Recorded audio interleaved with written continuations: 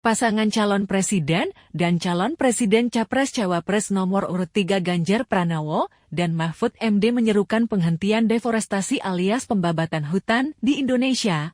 Dalam visi misi Ganjar, Mahfud selain akan melakukan moratorium deforestasi, mereka akan mempercepat reforestasi, reboisasi, restorasi, dan rehabilitasi hutan.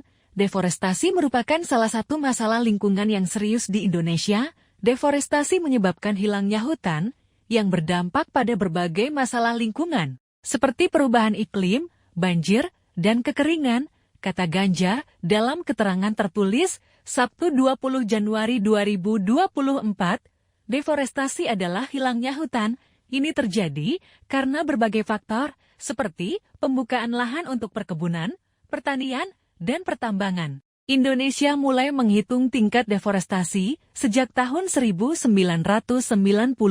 Faktanya, deforestasi tertinggi terjadi pada periode tahun 1996 sampai 2000 sebesar 3,5 juta hektar per tahun, periode 2002 sampai 2014 sebesar 0,75 juta hektar per tahun, dan mencapai titik terendah laju deforestasi pada tahun 2022 sebesar 104.000 hektar. Meski terus menurun, deforestasi masih terjadi dan jumlah ini sangat memprihatinkan. Kita harus segera mengambil langkah-langkah untuk menghentikan deforestasi, kata Ganjar. Indonesia, Brasil, dan Kongo adalah 3 negara pemilik hutan tropis terbesar di dunia. Seluas 52% hutan hujan tropis dunia berada di ketiga negara ini.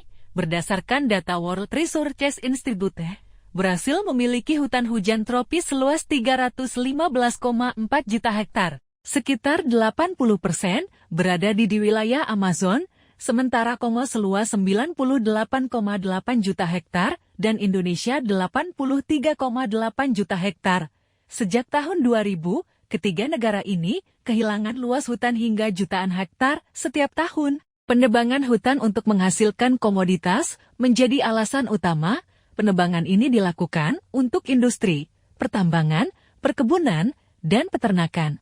Secara umum, laju deforestasi yang paling luas secara berurut, Brasil, Kongo, Bolivia, kemudian Indonesia.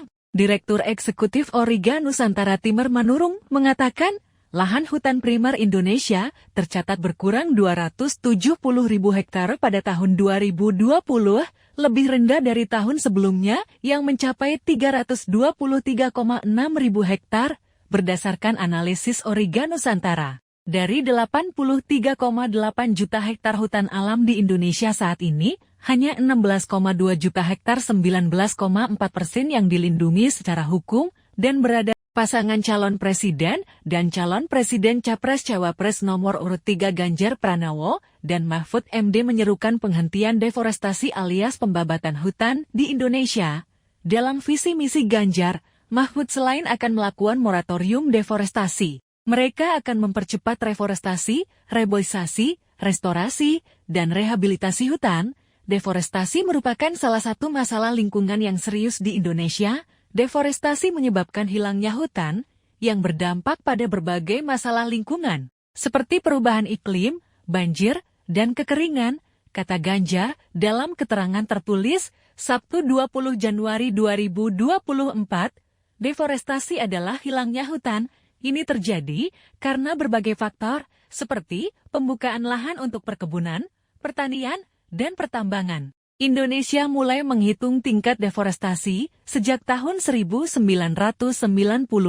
Faktanya, deforestasi tertinggi terjadi pada periode tahun 1996 sampai 2000 sebesar 3,5 juta hektar per tahun, periode 2002 sampai 2014 sebesar 0,75 juta hektar per tahun, dan mencapai titik terendah laju deforestasi pada tahun 2022 sebesar 104.000 hektar.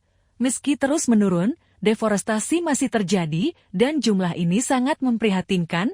Kita harus segera mengambil langkah-langkah untuk menghentikan deforestasi, kata Ganjar. Indonesia, Brasil, dan Kongo adalah 3 negara pemilik hutan tropis terbesar di dunia.